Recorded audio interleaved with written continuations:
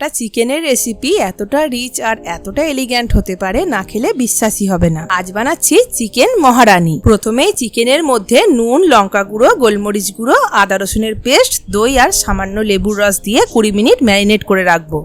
Chicken যতক্ষণ না marinate হচ্ছে তার মধ্যে এই রান্নার মেন মশলাটা আমি বানিয়ে নেব। ফ্রাইং প্যানে দিয়ে দেবো 1/2 চামচ মৌরি, 1 চামচ গোটা জিরে, 1 চামচ ধনে, কয়েকটা শুকনো লঙ্কা আর কয়েক টুকরো গোটা গরম মশলা। গোটা মশলাগুলো নাড়াচাড়া করে নেব। সুগন্ধ বের হলেই আমি আধ ভাঙা করে গুঁড়িয়ে নেব।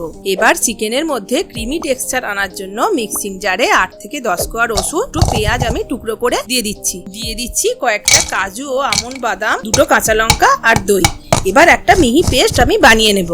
মশলা বানানো তো রেডি। এবার আমি গ্যাস অন করে কড়াই বসিয়ে দিলাম। কড়াইয়ের মধ্যে দিয়ে দিচ্ছি সাদা তেল ও ঘি। তেল ও ঘি গরম হয়ে গেছে। এবার আগে থেকে যে পেঁয়াজ ও বাদামের মিহি পেস্টটা বানিয়ে রেখেছিলাম সেটা দিয়ে দিচ্ছি। এইবার পেঁয়াজ রসুনের কাঁচা গন্ধ না যাওয়া অবধি আঁচ কমিয়ে আস্তে আস্তে আমি কষিয়ে নেব। এরপর আমি ম্যারিনেট চিকেনটা দিয়ে দিচ্ছি।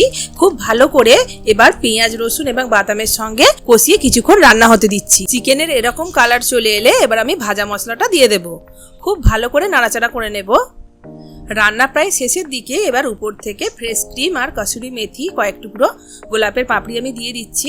তোমরা বাড়িতে চিকেন মহারানী কেমন ভাবে রান্না করো কমেন্টে অবশ্যই জানিও। গোলাপের পাপড়িটা আমি গার্নিশিং এর জন্য দিয়েছি, এটা অপশনাল, তোমরা বাড়িতে থাকলে দিতে পারো। আমার আজকের রান্না যদি তোমাদের ভালো লেগে থাকে তাহলে অবশ্যই বাড়িতে ট্রাই করবে। আর নাসরিনস কিচেন চ্যানেলটি ফলো বা সাবস্ক্রাইব করতে ভুলবে না। দেখা হচ্ছে নেক্সট ভিডিওতে। ধন্যবাদ।